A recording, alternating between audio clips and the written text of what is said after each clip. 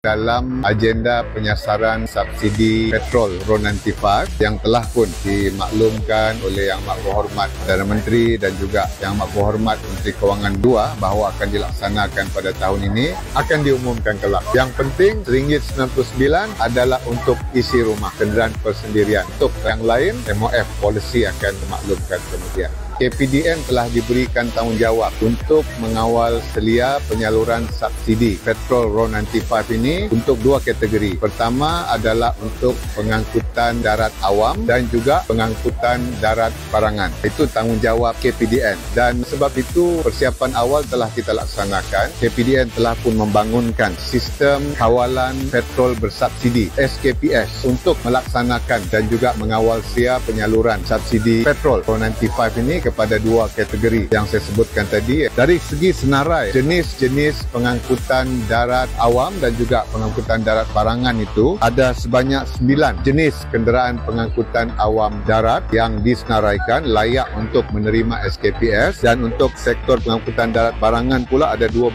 jenis. Jadi untuk memastikan supaya apabila tarikh diumumkan kelak bermulanya penyasaran subsidi petrol RON95 ini, kita akan membuka pendaftaran dan juga membuka ruang untuk permohonan dibuat oleh syarikat-syarikat yang mempunyai kenderaan di bawah dua-dua kategori tadi. Mereka boleh membuat permohonan bermula pada hari Isnin iaitu 15 September melalui pautan yang disediakan oleh KPDN untuk mendapat akses kepada permohonan melalui sistem SKPS tersebut. Dan syarat-syaratnya adalah syarikat yang berdaftar di Malaysia, kenderaan adalah milik kepada syarikat pemohon, registered di bawah company berkenaan, cukai jalan yang sah, dan yang paling penting yang sebagaimana saya sebutkan tadi, jenis kenderaannya adalah tersenarai dalam kelayakan bagi kedua-dua kategori tersebut. Dan pembelian kaedahnya apabila mereka memohon di bawah SKPS, insya-Allah akan diproses segera. Once application dibuat dan memenuhi dokumen-dokumen sistem SKPS ini, KPDN telah integrasikan juga dengan rekod pendaftaran di JPJ. Jadi dia mudah. Dalam masa yang singkat apabila mereka telah membuat permohonan, hari yang sama akan